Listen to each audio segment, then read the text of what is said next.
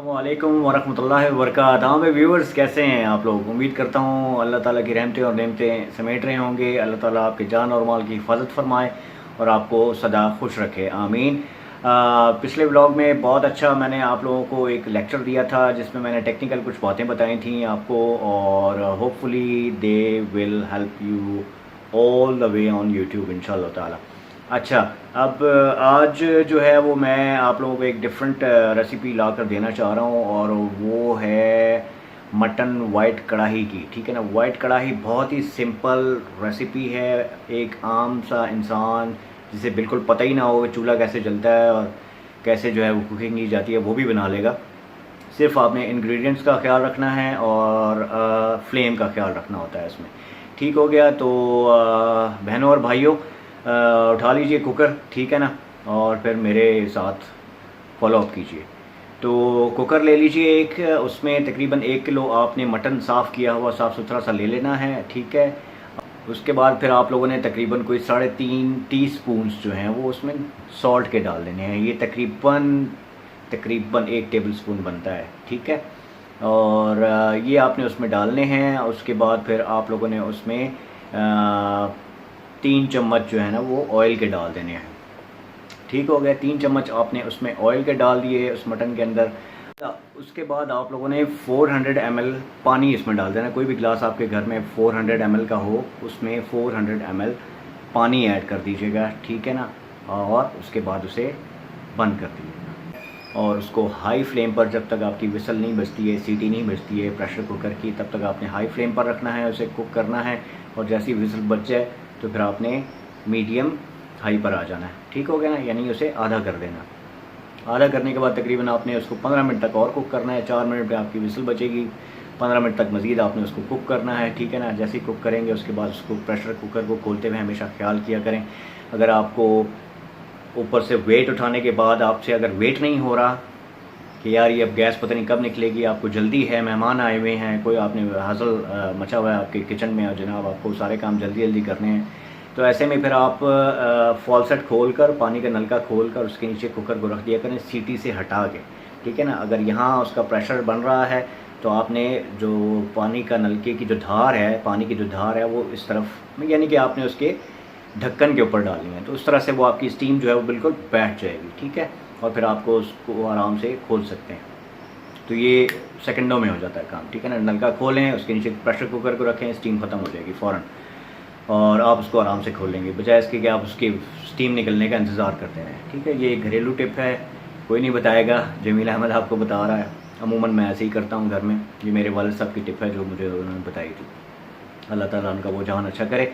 अब आपने उसे अच्छी सी एक कढ़ाई में, खूबसूरत सी कढ़ाई में शिफ्ट कर लेना है, ठीक है ना। वो नॉन स्टिक हो तो ज़्यादा बेहतर है, लेकिन अगर नॉन स्टिक नहीं है, एक आम सी कढ़ाई है सिल्वर की या लोहे की, तो वो भी चलेगा, ठीक है ना।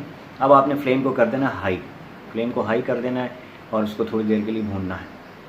उसमें आपने डाल देना है 3 चम्मच अदरक लहसुन का पेस्ट डाल देना है, ठीक है ना। ज़रा पानी वाला हो, ठीक है, वो आपने डाल लेना है। बहुत ज़्यादा पेस्टी ना हो, अगर बहुत ज़्यादा पेस्टी है, थिक है, तो फिर आपने 2 टेबल स्पून डालना है। और अगर पानी इसमें मिक्स हुआ हुआ है, थोड़ा सा ग्राइंडर में आपने बनाया हुआ है, तो उसके अंदर 3 चम्मच आपने अदरक लहसुन का पेस्ट डाल देना है। अदरक लहसुन के अंदर उसको 2 मिनट तक तकरीबन पकाइएगा अच्छी तरह से, ठीक है ना, हाई फ्लेम पर। हाई फ्लेम पर पकाने के बाद आपने, बहुत ईजी रेसिपी है, बहुत ईजी रेसिपी है, आराम से बन जाएगी। हाई फ्लेम कर दीजिए, कढ़ाई में शिफ्ट कर दीजिए, 3 चम्मच जो है ना वो अदरक लहसुन का पेस्ट डाल दीजिए, उसे अच्छी तरह से हाई फ्लेम पर पकाइए, ठीक है ना। जब वो देखें कि वो मिक्स हो गया है और मिक्स वेल हो गया है, अच्छी तरह से घुल गया है सारा उसका अदरक लहसुन, तो उसके बाद फिर आपने तकरीबन कोई 3 टीस्पून जो है वो धनिया पाउडर के डालने हैं और 3 टीस्पून ज़ीरा पाउडर के डालने हैं उसके अंदर। ठीक हो गया। ये डालने के बाद आपने उसको फिर थोड़ी देर 1-2 मिनट तक पकाना है। उसके बाद आपने उसकी आंच को मीडियम कर देना। मीडियम आंच करके आपने तकरीबन 400 ml, 400, आधा किलो ना लीजिएगा, बहुत ज़्यादा हो जाएगा, 400 ml गिलास जो आपने डाला है 400 ml का, उसी का भरा हुआ दही, फेंटा हुआ दही जो होता है ना, जो फेंट के इस्तेमाल किया जाए, दरदरा ना हो, ठीक है, उसके अंदर वो दाने दाने से ना हो, अच्छी तरह से फेंटा हो, लिक्विड बना हुआ हो, वो आपने उसके अंदर शिफ्ट कर लेना है। उसके अंदर उसको हाई फ्लेम पर पकाना है, ठीक है ना। थोड़ी देर आपने उसको मीडियम किया, मीडियम करके जब वो मिक्स हो गया तो फिर उसके बाद दोबारा से उसको फ्लेम को हाई कर दीजिएगा। फिर उसे पकाइएगा। दही के अंदर वो पक चुका है, दही के अंदर वो पक चुका है। अब आपने हाई फ्लेम के बाद दोबारा से उसको लो फ्लेम पे कर देना है। अब आपने 200 ml जो है वो फ्रेश क्रीम डाल देनी है उसके अंदर। ये फ्लेम्स का ख्याल रखिएगा, जब भी कोई वाइट चीज़ डालने लगें बीच में, यानी कि डेयरी की प्रोडक्ट कोई भी आप यूज़ करने लगे, दूध हो गया, दही हो गया, क्रीम हो गई, तो उसको थोड़ा सा फ्लेम को लो कर दिया करें, वरना फिर वो फट जाता है।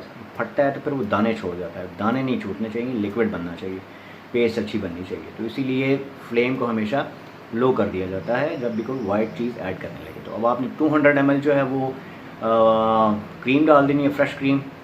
उसको आपने अच्छी तरह से भूनना है, उसके अंदर पकने देना है, तकरीबन 5 मिनट तक आपने उसको पकाना है। ठीक हो गया। अब आपने ले लेना है घी, तकरीबन 160 ml, उसे मेल्ट कर लीजिएगा, उसे आप ऐड कर दीजिएगा। अब आपने उसको घी में पकाना है, ठीक है ना। 5-1 मिनट तक आपने उसको घी में पकाना है। इसमें कोई चीज़ नहीं जाएगी ऐसी, कोई प्याज, कोई क्या कहते हैं, हरा आइटम कोई भी नहीं जाएगा, ठीक है ना।